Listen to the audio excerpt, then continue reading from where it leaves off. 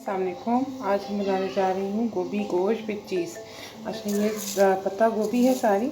थोड़ा सा टेस्ट को इन्हेंस करने के लिए मैं थोड़ा सा इसमें ये डालूँगी शिमला मिर्च।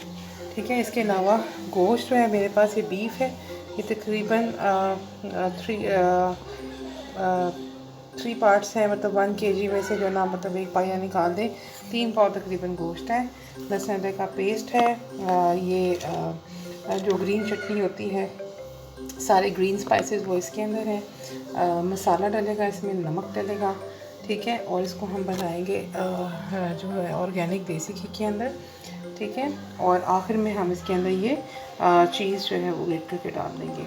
चलिए स्टार्ट करते हैं। ज़्यादा क्वांटिटी में मैं बना रही हूँ कि फैमिली भी इसी में खाएगी, तो आप लोग अपनी क्वांटिटी उस हिसाब से एडजस्ट करें। मैं बता दूँ, ये बीफ गोश्त को मैंने ना अपने पानी में उबाल के और उसको अपने ही घी के अंदर उसको भून लिया था।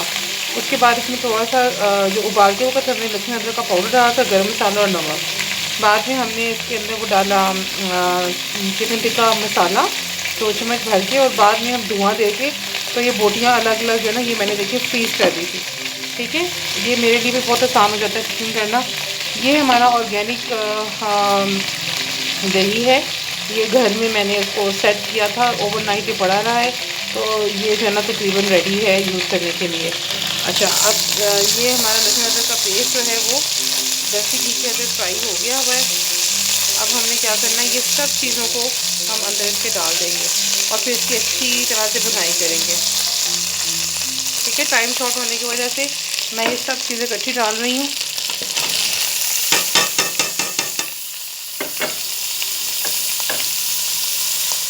क्योंकि इसमें जो बीफ है वो भी कुक्ड है।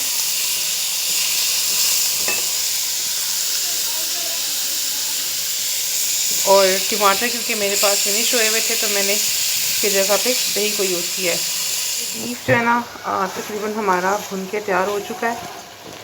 मैं इंटेंशनली इसके जो है ना पीसेस ब्रेक करूँगी, क्योंकि इसके अंदर बारबेक्यू फ्लेवर आ रहा है बहुत अच्छा।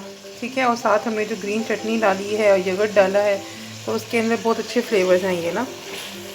तो ये सारा मतलब हम करके उसके बाद इसी के अंदर गोभी को डाल के स्टर फ्राई करेंगे। बहुत ज़्यादा गोभी को पकाना नहीं है, मतलब बिल्कुल मतलब हिला के हलवा नहीं करना इसको, बिल्कुल हम जो है ना वो अभी आप देख रहे हैं। ये आप रॉ भी खा सकते हैं इस रेसिपी के साथ, क्योंकि आपका बारबेक्यू रेडी है बीफ। और लेकिन क्योंकि इसमें मैंने दही और चटनी और उसका मसाला ज़्यादा बनाया है, बिकॉज मेरी गोभी भी ज़्यादा है, तो ये जो है ना हम इसको गोभी और बीफ बनाएंगे और आखिर में हम इसमें चीज़ ऐड कर देंगे। ठीक है जी। ये मैंने इसमें गोभी ऐड कर दी। ठीक है। अब ये बिल्कुल तेज़ आंच पे जो है ना इसको हमने स्टर फ्राई करना है।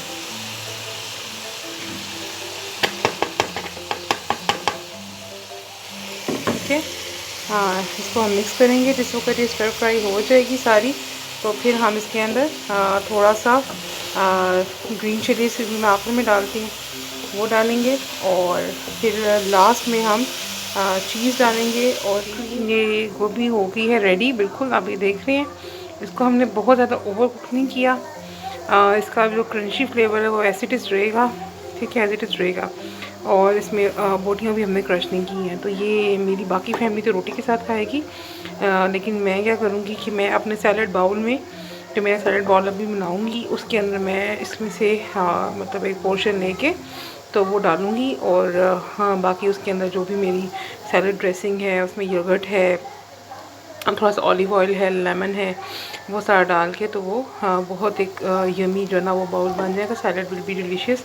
इसका जो फाइनल इंग्रेडिएंट है वो है चीज़, वो मैं अब इसमें डाल रही हूँ। चीज़ डालने के बाद इसको बहुत ज़्यादा पकाना नहीं है, क्योंकि फिर इसके जो चीज़ के स्ट्रिंग्स हैं वो नहीं बनेंगे। अभी आप देखिएगा ये कितना ज़बरदस्त इसका जो है ना वो चीज़ जलते ही इसका लुक ही चेंज हो जाएगा। ये देखिए जी, ये इसमें से आप ये देख रहे हैं ब्यूटीफुल स्ट्रिंग्स आर देयर, चीज़ के जो आ रहे हैं। और बाकी इसके फ्लेवर में बारबेक्यू टेस्ट आएगा ड्यू टू बीफ, जिसको हमने धुआं लगाया था और अपने पानी में ही खिलाया था। So this is all.